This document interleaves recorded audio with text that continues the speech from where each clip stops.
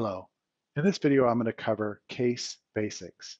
So essentially from case entry to case invoicing. So let's go ahead and enter some cases and we'll do the quick entry first. So I'll select the client, put in the patient name, give it a PAN number. And if you don't use PAN numbers, you can leave this blank. We'll select a color and then we'll add our products and services. So I'll click add a product. We'll do a crown and bridge, non-precious PFM number 2 crown. And then from there, we can enter the product settings like the margins or the contacts here. And just know that I created these product settings for this particular job, but you can create your own product settings for your particular jobs. I'll put in a shade. We'll say what was enclosed, impression, model, byte, digital scan. I can put a quantity in here or some notes, but this is going to allow me to inventory what came with the case. So as it moves around the lab, I know what initially came with it.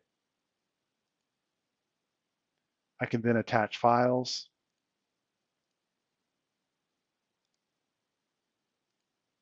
And then I'll hit save. When I do that, I've just created a case. It's down here below, and the system's ready for me to enter another case. So if I had a bunch of cases to enter in, I could do it all right now. And then when I'm done, come down here and print the lab slips. So that's how you can enter a case doing the quick entry. Let me show you the other option. And when we do new here, it's going to give us all the fields available to us. So just like before, I'm going to select the client. This one has multiple doctors, so I'll select the doctor. We'll put in a patient name. We'll give it a PAN number. We'll select a color. And we could assign it to a technician and also move it to an initial department. And then from there, we'll add our products and services. This time I'll do a denture. We'll do an upper denture. And just like before, we can say what was enclosed. We can attach files. We can put notes that'll appear on the lab slip, notes that'll appear on the invoice. Comments would just be for internal communication or in-house communication, and then task. So here's where I can schedule my case. And what you can do is you can create these workflows. Like I have a simple one here that I've created. I can start it today and click on apply, and it's going to create my schedule or my workflow for this particular job.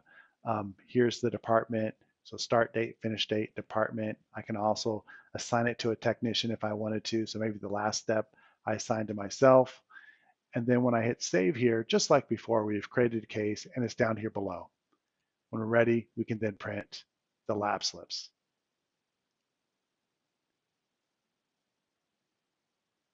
Okay, so that's how you can do case entry.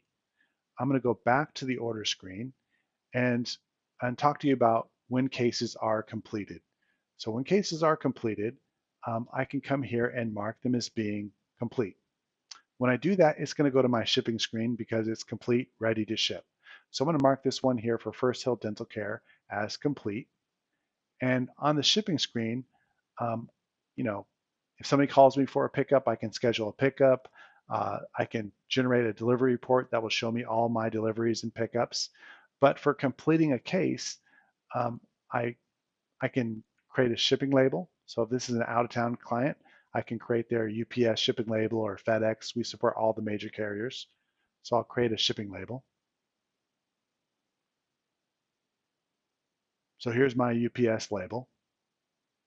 And that information shows up here under delivery. So I can click and see that shipping label here.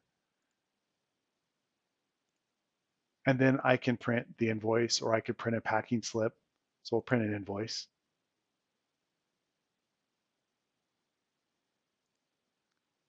And then mark this case as being shipped. And that kind of completes the process. So again, the process really is, I'm going to go back to the order screen. Once cases are completed, you mark them as being complete.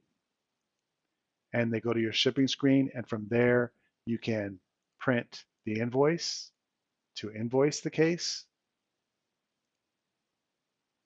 and then mark it as being shipped. and that kind of completes the process.